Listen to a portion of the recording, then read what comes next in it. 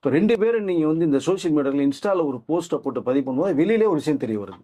இப்படிலாம் நீங்கள் வாழ்ந்துருக்கீங்க, இப்படிலாம் நீங்கள் வாழ்ந்துருக்கீங்கிறது வெளில தான் சொல்ல வருது. இப்போ தான் உங்கள் ரசிகர்களுக்கு, மக்களுக்கு, உங்கள் சொந்தக்காரங்களுக்கு, பேரண்ட்ஸ் தெரிய வருது.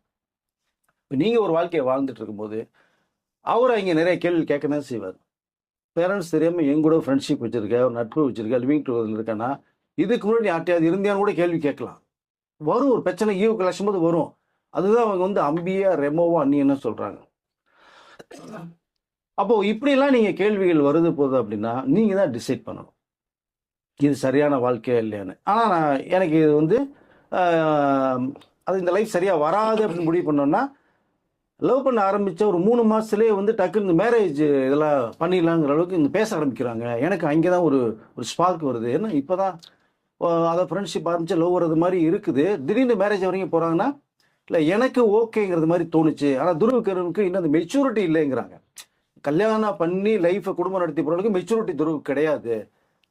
அதனால் நான் யோசித்தேன், வேணான்னு சொன்னேன். நான் இப்போ என்கேஜ்மெண்ட் வரைக்கும்மா ஃபஸ்ட்டு பண்ணிடலான்னு அடுத்து போகிறாங்க.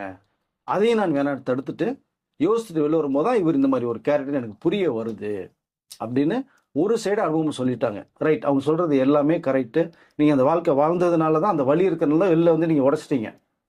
ஆனால் நீங்கள் துருவிக்ரம் தான் இப்படி பண்ணாருன்ற நீங்கள் ஒரு நேமை சொல்லிட்டீங்கன்னா அவரு விளக்கம் கண்டிப்பாக கொடுத்தே தீரணும். வழி கிடையாது. கொடுக்காம நீங்கள் போனீங்க அப்படின்னா இப்போ அவரு இப்போதான் வளர்ந்து வர ஒரு ஹீரோ.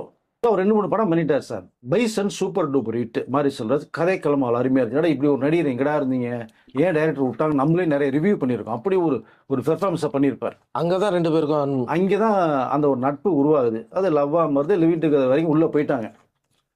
இப்போதான் அவர் வளர்ந்து வர ஹீரோ. கிட்டத்தட்ட பார்த்தீங்கன்னா அனுபவம் வந்து சவுத் இந்தியாவிலே ரொம்ப ஒரு ஃபேமஸான ஹீரோயினை போகிறாங்க.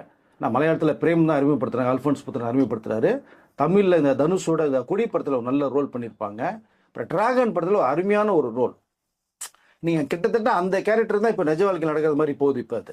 ஸோ அது ஒன்று. அப்புறம் கன்னடத்தில் புனித் ராஜ்குமார் இறந்து பண்ணல அவரோட ஜோடியாக பண்ணியிருக்காங்க. ஸோ கிட்டத்தட்ட நம்மளுடைய சவுத் லாங்குவேஜில் 4 மொழியுமே பண்ணியிருக்கிறாங்க அவர். இவர் துருவிக்ரம் இப்போ தான் அப்படியே அது ஏறி வர்றார். கில்லுன்னு ஒரு படம் பண்ண வேண்டியதே சில சப்ஜெக்ட் ப்ராப்ளத்தில் பண்ண மாட்டேன்றார். அது ஒரு பிரச்சனை ஓடிட்டு இருந்தது அவருக்கு. இப்போ தான் மைத்ரி மூவி மேக்கர்ஸ் நிறுவனம் குட் பேட் அகிலி தயாரித்த அந்த கம்பெனி ஒரு படம் பண்ணுறாங்க. இப்போ கரண் ஒரு புது டைரக்ட் பண்ண கதை, அருமையான ஒரு கதை.